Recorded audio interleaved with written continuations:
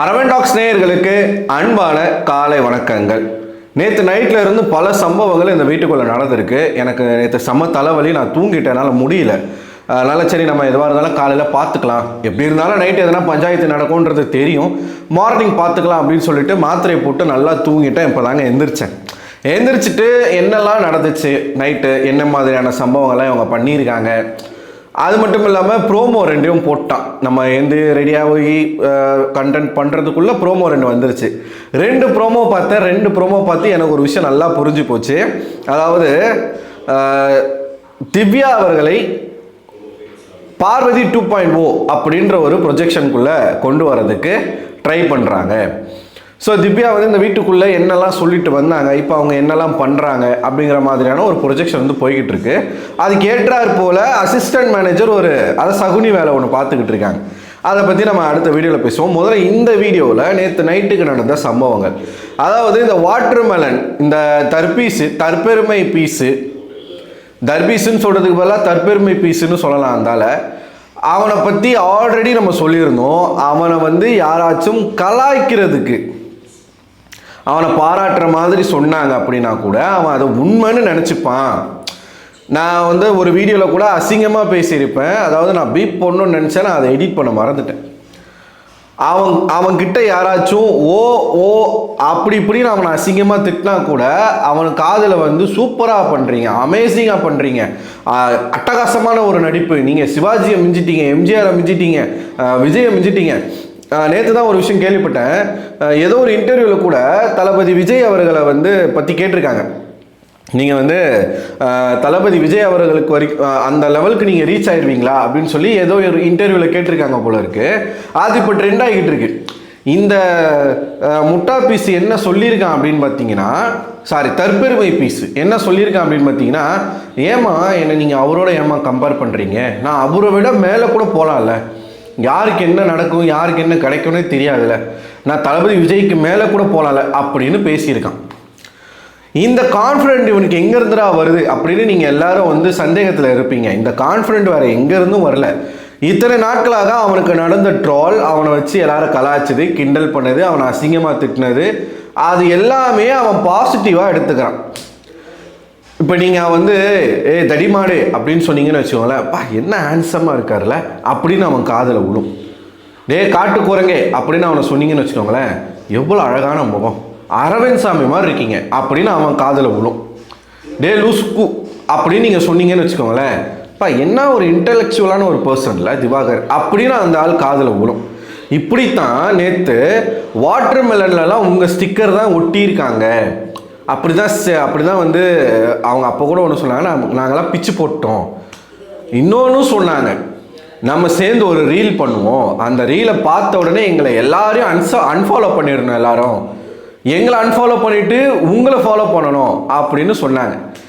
இது அந்த ஆளுக்கு எப்படி மண்டைக்குள்ளே போயிடுச்சு அப்படின்னு பார்த்தீங்கன்னா, ஆஹா வெளியில் நம்ம பயங்கர ஃபேமஸாக இருக்கும் போல இருக்கே, செம மாசாக இருக்கும் போல இருக்கே, என் கூட சேர்ந்து ரீல் எடுக்கணும்னு பிரியங்கா தேஷ்பாண்டேவே ஆசைப்படுறாங்க அப்படின்னு இவன் நினச்சிக்கிட்டான். ஆனால் அவங்க 3 பேரும் பண்ணது கலாய் அப்படிங்கிறது இவனுக்கு தெரியலை. இந்த கேமராவில் வந்து ஸ்பிட் பண்ணது இது எல்லாமே அவனை வச்சு ஓட்டிக்கிட்டு இருந்தாங்க. நைட்டு கூட பிரியங்கா வந்து பேசிகிட்டு இருந்தாங்க. திவாகர் மஞ்சரி தான் கரெக்டாக சொன்னாங்க. அவர் வந்து அவருடைய ஒரு ஓன் வேர்ல்டில் இருக்கார். திவாகர் வந்து ஒரு கற்பனை உலகத்துக்குள்ளே வாழ்கிறார். அந்த கற்பனை உலகத்துக்குள்ள திவாகர் தான் சூப்பர் ஸ்டார், திவாகர் தான் ஆணழகன், திவாகருக்கு தான் இருக்கக்கூடிய எல்லா டேலண்ட்டும் இருக்கு. அவர் வந்து மஞ்சரி இன்னொரு வார்த்தையும் கரெக்டாக அனலைஸ் பண்ணாங்க, இன்செக்யூரிட்டி ஜாஸ்தியாக இருக்குது. அவர்கிட்ட போயிட்டு நீங்கள் யாராச்சும் நீங்கள் நடிப்பு ஏன் கற்றுக்கக்கூடாது அப்படின்னு கேட்டிங்கன்னா, எனக்கு அதெல்லாம் தேவையில்லம்மா, ஏன்னா இவன் கற்றுக்க போனான்னு வச்சுக்கோங்களேன் கிழிஞ்சிரும், அவனுக்கு ஒரு மயிரும் வராது. அப்போ அங்கே குரு என்ன பண்ணுவார், செருப்பால் அடித்து தோற்றுவார். ஏன்னா நாய உனக்கு நடிப்பே வரல, எதுக்குடா உனக்கு இந்த ஆசை, ஓடுறா அப்படின்னு சொல்லிட்டு அமுச்சு விட்ருவாங்க. அந்த இன்செக்யூரிட்டி காரணமாக தான் இவன் என்ன வந்து பேசிக்கிட்டு இருக்கான், எனக்கு தேவையில்லை, எனக்கு இயற்கையாகவே நடிக்க வரும், அவன் நடிக்கிறது நடிப்புன்னு அவன் நம்புகிறான். ஸோ திவாகர் வந்து ஒரு ஓன் வேர்ல்டில் இருக்கான். இந்த மமதையில் இந்த வியானா இருக்குது பாருங்கள், சீரியஸாக கிளாப்ஸ் வரணும், நமக்கு ஓட்டு வரணுன்றதுக்காக இப்படி ஒருத்தன் காலை நக்கக்கூடாது. எப்படி இப்படி ஒருத்தன் காலை நக்கக்கூடாது. மற்றவங்க ஏதாச்சும் ஒரு வார்த்தை சொன்னால் வியானாவை சும்மா முறைச்சா கூட வியானாவுக்கு எவ்வளோ கோபம் வருது. ஆனால் இந்த தர்பீஸுடைய அந்த ஒரு அனுகிரகம் அவர் பிள்ளையார் மாதிரி எங்க வியானாவுக்கு கேட்டதை கொடுக்கும் விநாயகரே அப்படின்ற மாதிரி அவருக்கு வந்து அந்த மாதிரி அவங்க நினச்சிக்கிறாங்க. தர்பீஸ் கூட இருந்தோன்னா அந்த அருள் நமக்கு கிடைக்கும், அந்த ஒளி நமக்கு கிடைக்கும் அப்படின்னு நினச்சிக்கிட்டு அவன் என்ன பேசினாலும் யாரை பற்றி பேசினாலும் முட்டு கொடுக்கறது. நைட்டு சமைச்சிக்கிட்டு இருக்கிறாங்க, அதாவது கிச்சனில் ஒர்க் பண்ணிகிட்டு இருக்காங்க, பிரஜன் கூட்டிக்கிட்டு இருக்காரு. இவன் வந்து வியானா கிட்ட சொல்லிக்கிட்டு இருக்கான். ஏன்னா ஒரு அடிமை தானே, நம்ம என்ன சொன்னாலும் அந்த காது கேட்குது. எப்படி தான் கேட்குதுன்னு தெரியல அந்த காது. எங்களுக்கெல்லாம் காதுலேருந்து ரத்தம் வந்துடும், மூளை அப்படியே காது வழியாக வந்துடும் இந்த நாள் பேசுகிறதெல்லாம் கேட்டான். அவன் எப்படி தான் கேட்குறானே தெரில, கேட்டுக்கிட்டே இருக்கான் அவன் பேசுகிறதெல்லாம். என்னை வந்து அப்படி பாராட்டுறாங்க, பிரியங்கா சொல்கிறாங்க நான் வெளியில் அவ்வளோ ஃபேமஸ் இவ்வளோ ஃபேமஸ்ன்னு சொல்கிறாங்க, அப்படி இப்படின்னு பேசிக்கிட்டு ஒரு வார்த்தையை விடுறான். ஆனால் அதெல்லாம் சொன்னால் கூட இங்கே இருக்கிற சில பைத்தியக்காரங்களுக்கு தெரியாது, எல்லாம் கலாய்க்கிறாங்கன்னு சொல்லுவானுங்க, நினச்சிப்பானுங்க. ஏண்டா நான் உண்மையாலுமே அவங்க கலாய்க்கிறாங்கடா பைத்தியக்காரா, உண்மையாலுமே இவன் தாங்க பைத்தியம், நிஜமாலுமே இவன் தான் பைத்தியம், உண்மையாகவே அவங்க கலாய்க்க தான் செஞ்சுருக்காங்க.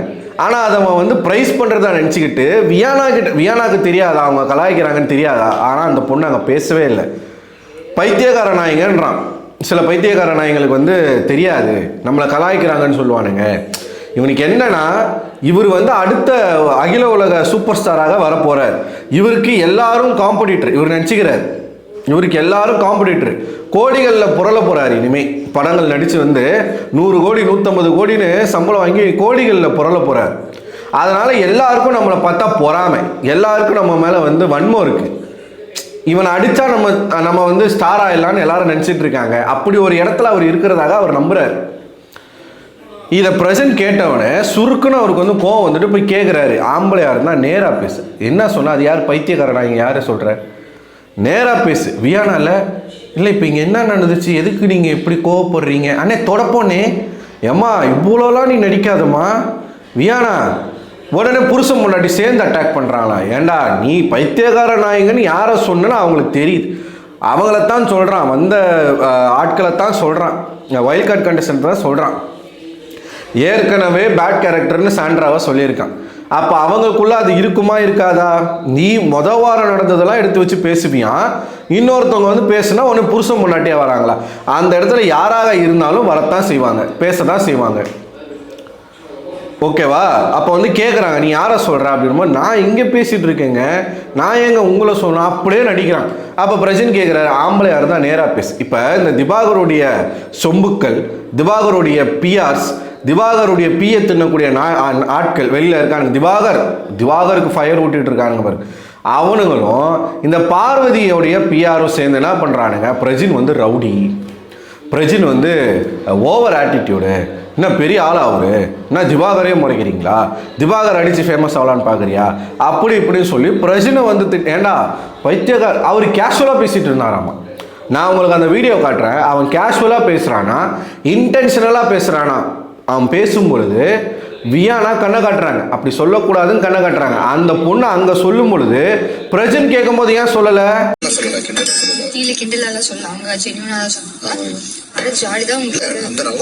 நிறைய பைத்தியங்கள் வந்து இவங்க கிட்ட சொன்னாங்க, உண்மையை நினைச்சுட்டேன்னா அப்படின்னு சில பைத்தியங்கள் பேசும்.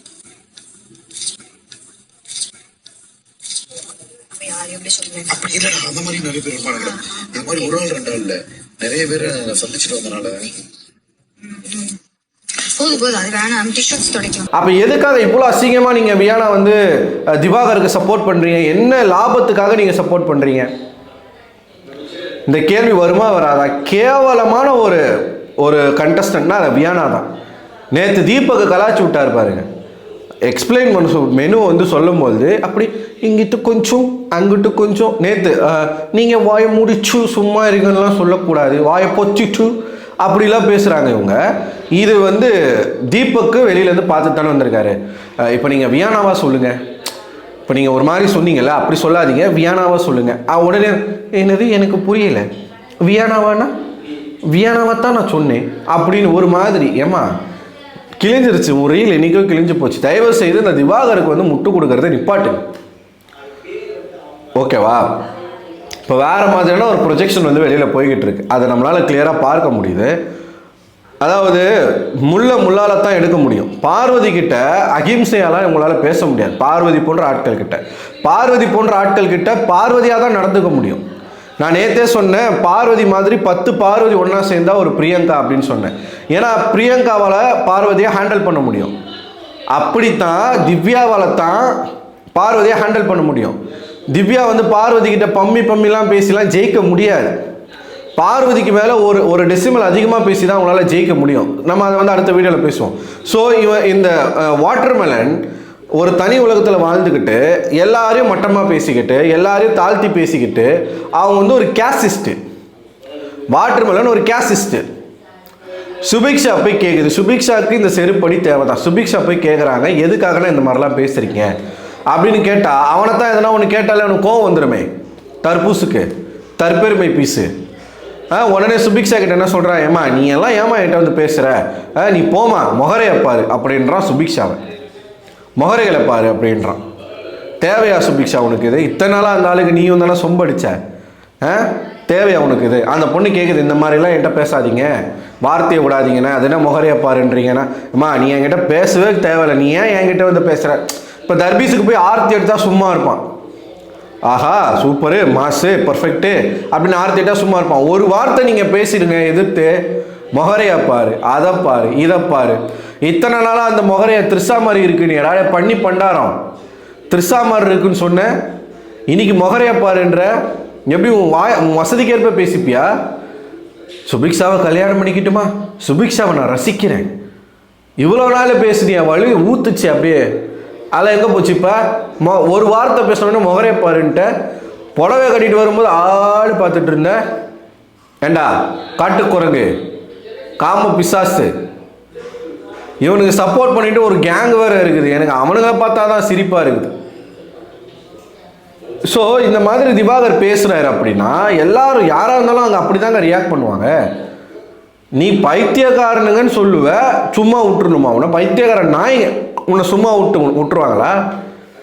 கண்டிப்பாக இவன் அடி வாங்க போகிறான். அது எங்கே வாங்க போகிறான்னு தெரில, யார்கிட்டயாச்சும் அடி வாங்குவான். அது வந்து கிளியராக தெரியுது யார்கிட்ட அடி வாங்குறான்றதை பார்ப்போம்.